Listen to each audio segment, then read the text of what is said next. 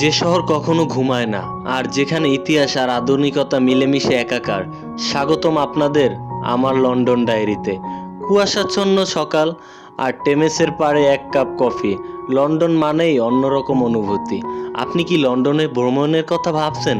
তাহলে আজকের ভিডিওটি আপনার জন্য। আজ আমরা জানাবো লন্ডনে ঘোরাফেরা এবং সেরা জায়গাগুলো নিয়ে। বাকিংহামস প্যালেস থেকে বিগ বেন লন্ডন ভ্রমণের সম্পূর্ণ একটা গাইডলাইন এবং লন্ডন সম্পর্কে সম্পূর্ণ তথ্যগুলো থাকবে আমার এই ভিডিওতে। আপনারা চাইলে আমার এই ভিডিওটি না টেনে সম্পূর্ণ দেখলে অবশ্যই লন্ডনের একটা ছোট্ট গাইডলাইন পাবেন এবং লন্ডন শহর সম্পর্কে সম্পূর্ণ ধারণা পেয়ে যাবেন। হ্যালো এভরিওয়ান, আজ আমি আপনাদের নিয়ে যাব এমন এক শহরে যেখানে ইতিহাস আর আধুনিকতা একসাথে বাস করে। হ্যাঁ, আমি বলছি লন্ডন নিয়ে। আজকের 10 মিনিটের ছোট্ট একটা ভিডিওতে আমি এই শহরের অলিগলি, রাজকীয় প্রাসাদ আর অসাধারণ কিছু খাবারের জায়গা নিয়ে আপনাদেরকে জানাবো। চলুন শুরু করা যাক। তার আগে আপনাদেরকে একটা কথা বলে রাখি, যারা যারা আমাদের এই ফেস্ট অফ বিশ্ব চ্যানেলটিতে নতুন রয়েছেন তারা অবশ্যই চ্যানেলটিকে একটা সাবস্ক্রাইব করবেন এবং পাশে থাকা বেল আইকনটি প্রেস করে দিবেন যেন আমরা পরবর্তীতে ভিডিও আপলোড দেওয়ার সাথে সাথে ভিডিওটি পৌঁছে যায় আপনার কাছে। আর যারা যারা সাবস্ক্রাইব করেছেন তাদেরকে জানাই অসংখ্য ধন্যবাদ। লন্ডন আসা মানেই বিগ বেনের ঘন্টা শোনা। এখানে দাঁড়িয়ে থাকলে মনে হয় সময় থমকে গেছে। ঠিক পাশেই টেমস নদী আর বিশাল লন্ডন আই। আপনি জানেন লন্ডন আই থেকে পুরো শহরটাকে পাখির চোখে দেখা যায়। লন্ডন লাইফলাইন হলো এই আন্ডারগ্রাউন্ড রেল বা দ্য টিউব আর এই লাল দোতলা বাসগুলো। এগুলো ছাড়া লন্ডন অপূর্ণ। বাসের ওপরের তলা বসে বসে শহর দেখার মজাই আলাদা। এখন আমরা আছি ব্রিটিশ রাজপরিবারের প্রধান নিবাস বাকিংহাম প্যালেসে। এখানে এলে মনে হয় যেন কোনো ইতিহাসের বইয়ের পাতায় ঢুকে পড়েছি আমরা। রাজকীয় গার্ডদের মার্নিং চাপ দেখা সত্যিই দারুণ ব্যাপার। এত ঘোরার পর আপনার অবশ্যই ক্ষুধা লাগবে খাওয়ার জন্য, এটা স্বাভাবিক ব্যাপার। লন্ডনের স্ট্রিট ফুড বা কভেন্ট গার্ডের ছোট ছোট দোকানগুলো ঘুরে দেখার মতো। এখানকার ফিশ অ্যান্ড টিপস ট্রাই না করলেই আপনার লন্ডন সফর সম্পূর্ণ অপূর্ণ থেকে যাবে। এই একটি ভিডিওতে লন্ডনকে পুরোপুরি তুলে ধরলাম আপনাদের সামনে, তবে আজ চেষ্টা করছি আপনাদেরকে ছোট্ট একটা ঝলক দেখাতে। আপনাদের কাছে লন্ডনকে কোনো জায়গাটি সবথেকে ভালো লাগলে এটা কিন্তু আমাদের কমেন্টে আপনারা বলে যাবেন। তো দেরি কিসে, আমি কিন্তু ভিডিও শুরু করেই দিয়েছি। অনেকেই জানতে চান লন্ডনে প্রবাসীরা কী কাজ করে। আসলে এখানে কাজের পরিধি অনেক বড়। একদম সাধারণ কাজ থেকে শুরু করে হাই প্রোফাইল বা কর্পোরেট জব, সবখানেই প্রবাসীদের জয় জয়কার। Doctor, engineer, IT specialist, accounting সেক্টরে প্রচুর প্রবাসী কাজ করে। বেসিক্যালি বাংলাদেশি প্রবাসীর অভাব নেই।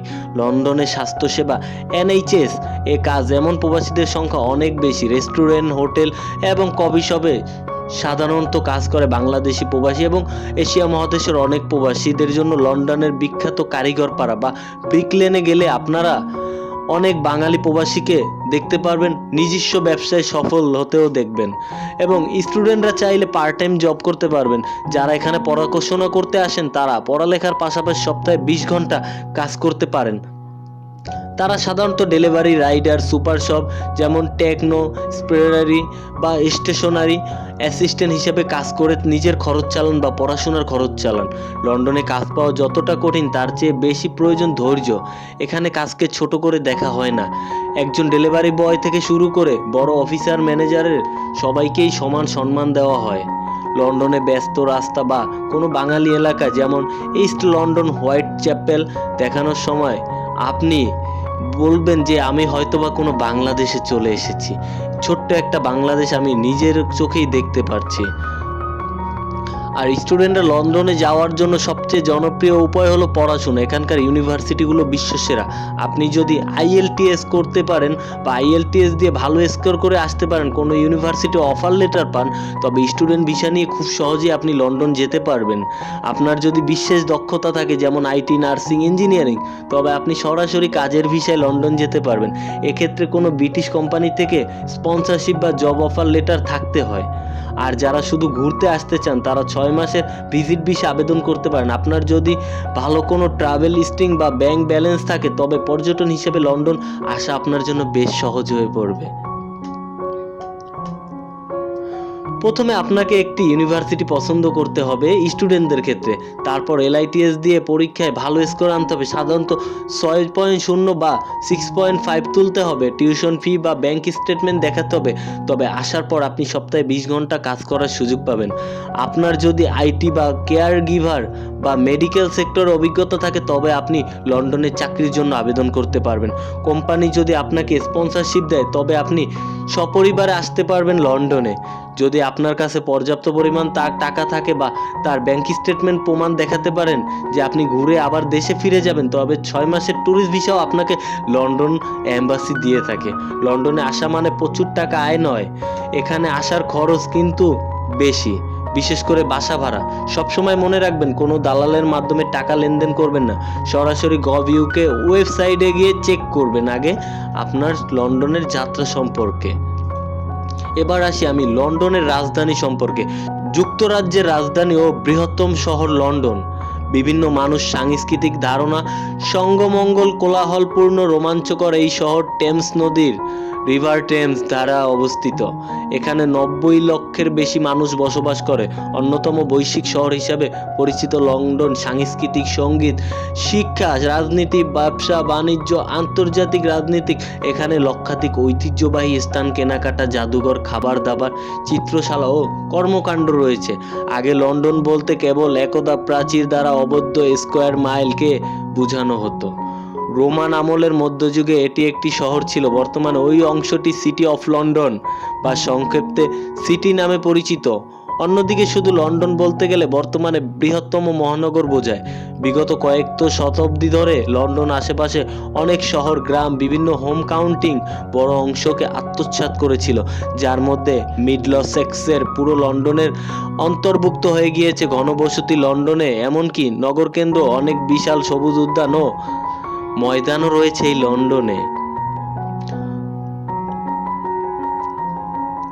কোভেন্ট গার্ডেন, পিয়ানসাং Royal, Opera House, London Transport Museum অন্যতম কেনাকাটা ও বিনোদনের এলাকা। এটি লন্ডনের ওয়েস্ট এন্ড থিয়েটার্সের অংশ।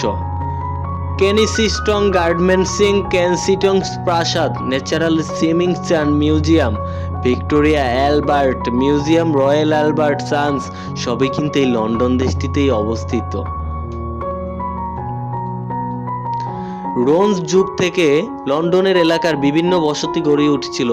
43 খ্রিস্টাব্দে রোমানরা ব্রিটেন জয় করে সেখানে লন্ডিয়নডম নামক একটি শহর গড়ে তুলেছিল, যা আধুনিক লন্ডনের ভিত্তি। 410 খ্রিস্টাব্দে ব্রিটেনে রোমান শাসন হয়ে যাওয়ার পর লন্ডনের অবনতি হয়েছিল। পরে ব্রিটেনে অ্যাংলো স্যাক্সন নর্স জাতির আবির্ভাব হয়, ফলে ওই শহরের ক্রমোন্নতি হয়েছিল। এটি মধ্যযুগের এক অন্যতম বাণিজ্যিক কেন্দ্র পরিণত হয়েছিল। 1066 সালে উইলিয়ামের নেতৃত্বে নরম্য ইংল্যান্ড আক্রমণ করেছিল এই লন্ডনে। ইংল্যান্ড জয়ের পর তারা টাওয়ার অফ লন্ডন তৈরি করেছিল। ওয়েস্টমিনিস্টারে উইলিয়ামকে ইংল্যান্ডের রাজা হিসেবে অভিষেক করা হয়। লন্ডন যত ইউরোপ বা বিশ্ব প্রাধান্য লাভ করতে লাগছিল, তখন লন্ডনের গুরুত্ব বৃদ্ধি পায় এবং এটি সাংস্কৃতিক প্রশাসন হিসেবে কেন্দ্রতে পরিণত হয়। লন্ডনের নবজাগরণ সবচেয়ে লন্ডন নাটকের সাথে জড়িত এবং শেক্সপিয়ারের মতো নাট্য সাহিত্য লন্ডনে বসবাস করেছিলেন। অষ্টাদশ বা 19 শতাব্দীতে ব্রিটেন সর্বপ্রধান সামুদ্রিক শক্তিতে পরিণত হয়েছিল। এটি বিশ্বের বৃহত্তম সাম্রাজ্যের অধিকারী হয়েছিল। এর ফলে লন্ডন বিশ্বের বিভিন্ন প্রান্তরে মানুষ প্রভাবে আকর্ষিত করেছিল দেশটিকে। এটি বহু বছর ধরে বিশ্বের বৃহত্তম শহর। দ্বিতীয় বিশ্বযুদ্ধের সময় জার্মান যুদ্ধ বিমানগুলো লন্ডনের উপর দিয়ে বোমা বর্ষণ করেছিল। যুদ্ধের পরে ব্রিটিশ সাম্রাজ্যের অবনতি ঘটেছিল। তা সত্ত্বেও লন্ডন এক অন্যতম বৈশ্বিক শহর হিসেবে পরিচিতি লাভ করে। দেশটির সাংস্কৃতিক, বাণিজ্য, শিক্ষার বৈশ্বিক কেন্দ্র হিসেবে লন্ডনকে যুক্তরাজ্যের বিভিন্ন শহর বা দ্বিতীয় বৃহত্তর শহর বার্মিংহামের চেয়েও 8 গুণ বড়। লন্ডন যুক্তরাজ্যের অর্থনৈতিক বা রাজনৈতিক সামাজিক জীবনের ধারক বাহক। এটি যুক্তরাজ্য ইউরোপের সবচেয়ে বেশি গুরুত্বপূর্ণ বা অংশ, যার ফলে এটি বহু সাংস্কৃতিক শহরে পরিণত হয়েছিল। আজকের আমাদের ভিডিওটা এতটুকুই। আপনাদের যদি আমাদের এই ভিডিওগুলো ভালো লাগে তাহলে অবশ্যই চ্যানেলটিকে একটা সাবস্ক্রাইব করি। আশা করি আজকের এই ছোট্ট গাইডটি আপনাদেরকে কাজে লাগাবে।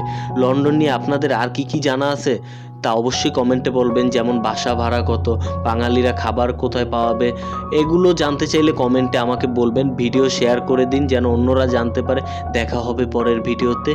ধন্যবাদ। আসসালামু আলাইকুম। আমি সানভি। আমার জন্য আপনারা সবাই দোয়া করবেন। আপনাদের জন্য দোয়া, ভালোবাসা আমার অন্তর থেকে রইল। ভালো থাকবেন। ধন্যবাদ। আশা করি একটা সাবস্ক্রাইব করে দিবেন, ভালো লাগলে একটা লাইকও করে দিবেন।